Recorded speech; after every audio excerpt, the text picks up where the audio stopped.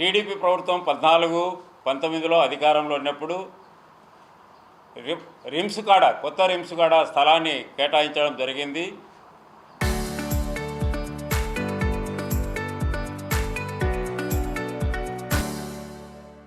ఐదు కోట్లు డబ్బు కూడా కేటాయించడం జరిగింది. కానీ అది ఫారెస్ట్ ల్యాండ్ అవ్వడం వల్ల, అలాగే ఆ ఫారెస్ట్ వాళ్ళు కేటాయించకపోవడం వల్ల ఆ స్థలము క్యాన్సల్ అయింది.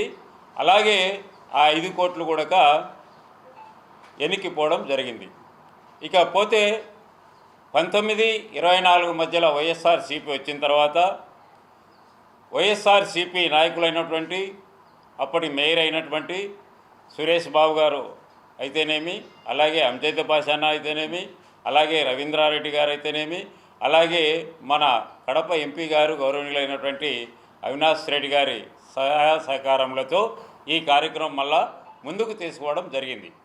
ముందుకు తీసుకోవడంలో ఈ స్థలం నడి ఒడ్డున ఉన్నది ఐడెంటిఫై చేసడానికి మా బీసీ సంక్షేమ సంఘ సభ్యులు తీవ్ర ప్రయత్నం చేసిన తర్వాత ఇది ఫలానా చోట ఉంది అని కలెక్టర్కి చెప్పిన తర్వాత మండల రెవెన్యూ ఆఫీసర్లను పంపించి ఈ సర్వే చేసి ఇవ్వచ్చు అని చెప్పిన తర్వాత మెడికల్ డిపార్ట్మెంట్ హ్యాండ్ ఓవర్లో ఈ సైట్ ఉంది కాబట్టి, ఈ స్థలం ఉంది కాబట్టి దీన్ని కూడా మీరు ఆర్ఎంఎస్తో అంటే సూపరింటెండెంట్తో మీరు పర్మిషన్ తెచ్చుకోవాలని అప్పుడు గిరిధర్ డాక్టర్ గారు అయినటువంటి వారితో పర్మిషన్ తీసుకొని రావడం జరిగింది. ఆ పర్మిషన్ లెటర్ కూడా కలెక్టర్ గారికి ఇవ్వడం జరిగింది. కలెక్టర్ గారికి ఇచ్చిన తర్వాత వారు ఈ 20 సెంట్లు శాంక్షన్ చేసే ముందు అధికారికంగా కొన్ని మాట్లాడాలి కాబట్టి అవినాష్ రెడ్డి గారితో వాళ్ళతో ఇట్లా మాట్లాడిన తర్వాత సరే మాట్లాడతారులేండి అని చెప్పడం జరిగింది. మేము ఈ మధ్యలో సురేష్ అన్న గారితో కావచ్చు, అలాగే అంజద్ అన్నతో కావచ్చు, లోకల్గా ఉన్న రవీంద్రనాథ్ రెడ్డితో కావచ్చు మాట్లాడడం జరిగింది. సరే మీరు పోయి ఎంపీ గారితో కలవండి అని చెప్పేసి వాళ్ళు ఫోన్లు చేయడము, మేము పోవడము, 2-3 మాటలు తిరగడం జరిగింది. జరిగిన తర్వాత సింహాద్రిపురంలో ఉంటే అన్న పొద్దున్నే పోయి మేమందరం కూడా 20-30 మంది బీసీ సంక్షేమ సంఘ సభ్యులు మా అధ్యక్షులతో కలిసి పోవడం జరిగింది. పోయిన తర్వాత అన్న అక్కడ 2 ఎకరాలు ఉంది స్టేడియం దగ్గర, అక్కడ ఇస్తాము, మీరేమైనా ఇబ్బంది పడకుండా చూడంటే లేదు అన్న మేము బీసీలుగా చెప్తున్నాము, బీసీలో ఓట్ల బ్యాంకు అని చెప్పేసి మా మహిళలు ముఖ్యంగా ఆ రోజు ఫైర్ అయినారు. అన్న దగ్గర ఫైర్ అయి చెప్తే సరే మీకు నేను కలెక్టర్కి ఫోన్ చేస్తానని చెప్తే మేము స్పందనలో విజయరామరాజు గారు కలెక్టర్గా ఉన్నప్పుడు కలవడం జరిగింది. కలిస్తే ఏమంటే అక్కడ వస్తాను కదా డెవలప్మెంట్ ఏరియానే కదా, మీకు రిమ్స్ పడినప్పుడు ఏమి ఇబ్బంది ఏం లేదు కదా అని చెప్పడం జరిగింది. లేదు సార్ మా బీసీ బిడ్డలు పాత బస్టాండ్లో దిగితే వాకబుల్గా ఉంటేనే మేలు, మళ్ళా వాళ్ళు 100, 200, 300 పెట్టాలంటే మా బీసీ బిడ్డలు పెట్టలేరు, బీసీల బిడ్డల కోసమే మేము ఈ బీసీ భవన నిర్మాణము అనేది చేపట్టడం జరిగింది అని చెప్పడం జరిగింది.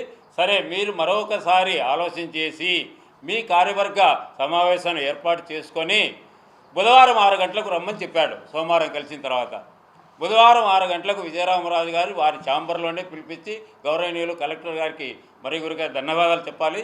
ఆ సందర్భంలో వారు పిలిపించేసి ఏం ఆలోచించినారు, ఏం కథ, ఏమి ఆలోచించారు మీరంటే, లేదు సార్ ఆ 20 సెట్లే కావాలి, అదైతే బాగుంటుంది, మాకు మా పిల్లల భవిష్యత్తు కూడా బాగుంటుంది అని చెప్తే సరే పోండి కేటాయించినాను అని చెప్పేసి చెప్పడం జరిగింది. బీసీ సంక్షేమానికి లెటర్ రాస్తూ బీసీ సంక్షేమ అధ్యక్షులైనటువంటి మా లింగమూర్తి గారికి దీన్ని అడ్రస్ చేస్తూ శాంక్షన్ చేసినట్టు కూడా చేయడం జరిగింది. అలాగే ఈ బీసీ భవన్ కట్టేదానికి ఒక షెడ్ నిర్మాణం కావాలి కదా, మెటీరియల్ వేసుకునేదానికి ఒక షెడ్ అనేది ఎవరైనా కడతారు కన్స్ట్రక్షన్ జరిగినప్పుడు, ఇది వాస్తవం. మీరు షెడ్డు కట్టుకొని అలాగే అక్కడున్న పాత భవనాలు కూడా తీసేసే బాధ్యత మీదే అని చెప్పడం జరిగింది.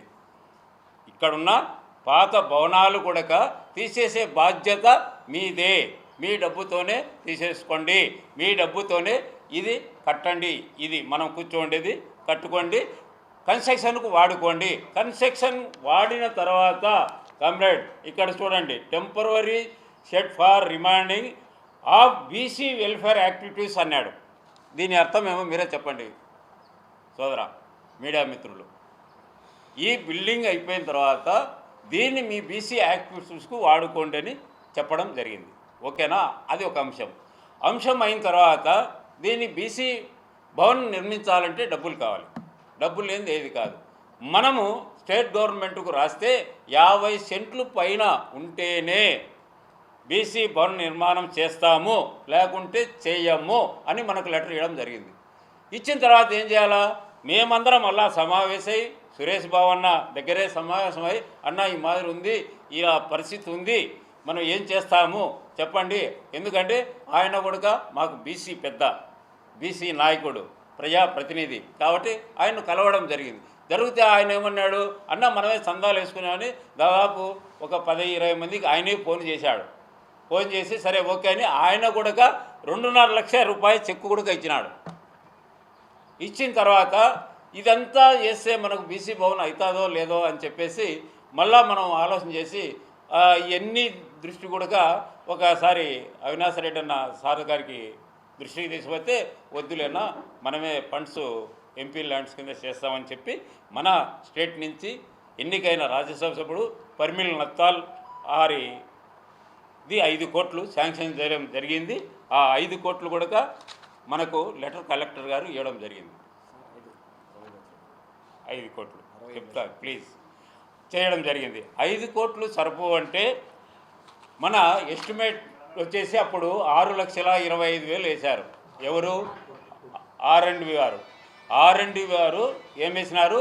6,25,00,000 వేస్తే అది సరిపోదు కదా అని చెప్పేసి మళ్ళీ అవినాష్ రెడ్డి గారు కూడా 65 లక్షలు ఆయన ఫండ్ కింద ఇవ్వడం జరిగింది.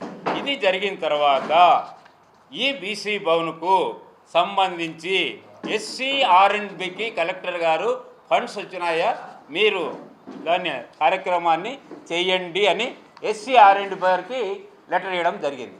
SC-R&B గారికి లెటర్ ఇవ్వడం జరిగింది. ఈ కెన్ ప్రొసీడ్ బిల్డింగ్ అని చెప్పేసి లెటర్ ఇవ్వడం జరిగింది. ఆ లెటర్ కూడా మన దగ్గర ఉంది. SC-R&Bకి రాసింది, వాళ్ళు ఎగ్జిక్యూటివ్ ఇంజనీర్కు R&Bకి రాసింది కూడా మన దగ్గర ఉంది. సో రాసిన తర్వాత బిల్డింగు కాంట్రాక్టర్ పిలిచి అన్నీ చేసి బిల్డింగ్ను మంచి వాతావరణంలో నిర్మించడం జరిగింది.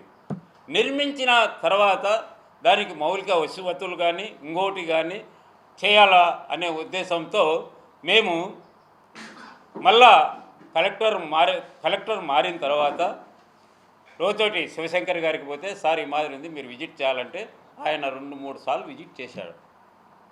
శివశంకర్ కలెక్టర్ గారు ఈ బీసీ భవన్ 2 మాటలు కలెక్ట్ చేసి సార్ ఇది కాదు పద్ధతి, మీరు ఫంక్షన్ హాల్ స్టార్ట్ అయితే కింద గ్రౌండ్ లెవెల్లో డైనింగ్ హాల్ పెట్టుకుంటే ఈ కార్యక్రమం అంతా మూవ్ అవుతుంది, ఆ వచ్చిన డబ్బుతో మిగతా కార్యక్రమాలు ఎడ్యుకేషన్ పరంగా మీరు మూవ్ అయ్యేదానికి అవకాశం ఉంటుందని ఆయన సలహా ఇచ్చి గౌరవనీయులైన కలెక్టర్ శివశంకర్ గారు 6 లక్షలు శాంక్షన్ చేస్తూ 6 లక్షలు శాంక్షన్ చేస్తున్నాను నేను, మీరు 5 లక్షలకు మాత్రమే ఫర్నిచర్ తెచ్చుకొని 1 లక్ష రూపాయలు మెయింటెనెన్స్ ఖర్చులకు పెట్టుకోండి మీరు అని చెప్పడం జరిగింది.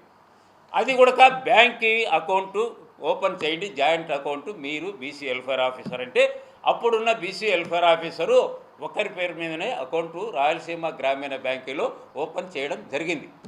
ఆ 6 లక్షలు తీసుకుపోయి ఆ అకౌంట్లో వేసి ఫర్నిచర్ వచ్చిన తర్వాత వారి ద్వారానే చెక్కు రూపాన తీసుకొని వాళ్ళకు పే చేయడం జరిగింది. ఎవరైతే ఫర్నిచర్ మనకు సప్లై చేసింటారో వాళ్ళకు అప్లై చేయడం, వాళ్ళకు పేమెంట్ చేయడం జరిగింది. ఆ 1 లక్ష రూపాయలు అక్కడే ఉంది. ఎందుకంటే ఇక్కడ వాచ్మెన్లు స్వీపరు వీళ్ళంతా ఉంటారు కదా, వాళ్ళకు పేమెంట్ చేయాలా, జీతాలు పేమెంట్ చేయాలంటే దానికోసం మెయింటెనెన్స్ కోసం పెట్టుకోండి అని చెప్పడం జరిగింది. సో కాబట్టి ఈ బీసీ భవనం నిర్మాణంలో పాలు పంచుకునింది ఏపీ బీసీ సంక్షేమ సంఘం అయినా దీనికి పూర్తి సహాయ సహకారాలు అందించింది వైఎస్ఆర్ ప్రభుత్వంలో ఉన్న మన ముగ్గురి నాయకులు, కడప టౌన్లో ఉండేవాళ్ళని మాత్రం ఈ సందర్భంగా తెలియజేస్తున్నా. ఇకపోతే చాలామంది కొన్ని ఆరోపణలు చేశారు. ఆ ఆరోపణలకు నేను చెప్పేది ఏమంటే, బీసీ భవను నిర్మాణం చేసింది కలెక్టర్ ద్వారా ఎస్సీ ఆర్ఎండ్బి చేసిన తర్వాత నిధులు మనకు వస్తాయా, ఎస్సీ ఆర్ఎండ్బికి వస్తుందా, సిపిఓ ఆఫీసు నుంచి వస్తాయా, కలెక్టర్ ఆఫీసు నుంచి వస్తాయా, పేమెంట్ ఎక్కడి నుంచి జరిగింది కలెక్టర్కి అనేది తెలుసుకోవాల్సిన బాధ్యత ఆ ఆరోపణలు చేసేవాళ్ళు ఆర్టీ కింద పెడితే చెప్పేదానికి అవకాశం ఉంది. మమ్మల్ని అడగాల్సిన అవసరం లేదు. మేము ఖర్చు పెట్టలే కదా బీసీ భవన్కు. కలెక్టర్ ద్వారా ఎస్సీ ఆర్ఎండ్బి డిపార్ట్మెంట్ వాళ్ళు చేయడం జరిగింది. ఎక్స్పెండిచర్ పెట్టింది ఎవరు? ఆర్ఎండ్బి వాళ్ళు. దాన్ని శాంక్షన్ చేసింది ఎవరు? కలెక్టర్ గారు. మనం శాంక్షన్ చేయలే, మనం ఎక్స్పెండిచర్ పెట్టలే బిల్డింగ్ పైన. సో కాబట్టి వాళ్ళని అడగాల్సిన బాధ్యత వాళ్ళ పైన ఉంది.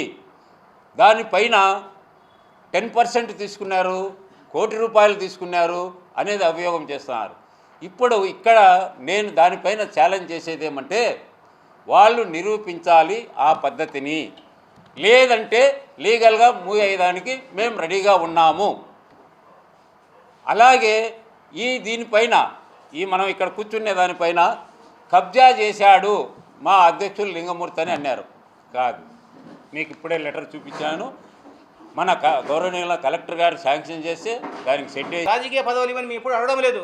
మేము సంక్షేమ సంఘం కోసమే పనిచేస్తున్నాము, సంక్షేమం కోసం పనిచేస్తున్నాం. రాజకీయ కుర్చీ కానీ రాజకీయ పదవుల కోసమే ఈ సంక్షేమ సంఘంలో ఎవడు కూడా కృషి చేయడంలా. ఒకవేళ కృషి చేసినా వాళ్ళ పార్టీలో మా వాడు ఉన్నాడు, అతను ఎదిగేటప్పుడు మీరు సహాయం చేయను, వానికి మేము సహాయం చేసేందుకు ముందు ప్రయత్నం చేస్తున్నా కానీ మాకు ఇవన్నీ మేము ఎప్పుడు అడగడం లేదు రాజకీయ నాయకులు కూడా. కాబట్టి దృష్టిలో పెట్టుకొని మీరు, ఎందుకంటే రాజకీయ నాయకులు కూడా ఒక పక్షాన్ని చూడగాకండి, రెండు పక్కలు చూడండి. ఎందుకంటే రెండు పక్కలు వినిన తర్వాత నిర్ణయం తీసుకొని మీరు కూడా రాజకీయ నాయకులు ఎట్లంటే అట్లా మాట్లాడకూడదు బీసీ సంఘం గురించి. కాబట్టి ఈ బీసీ భవన్కు మాకు సహాయ సహకారాలు ఇచ్చినటువంటి ప్రతి ఒక్క రాజకీయ నాయకులు కూడా ఈ బీసీ సంక్షేమ సంఘం తరపున కృతజ్ఞతలు తెలియజేసుకుంటూ సదా మేము రుణపడి ఉంటాం. మాకు అవసరమైనప్పుడు ఎల్లవేళ మీరందరూ కూడా మా వెంట ఉండాలని మిమ్మల్ని ప్రత్యేకంగా కోరుకుంటున్నాం.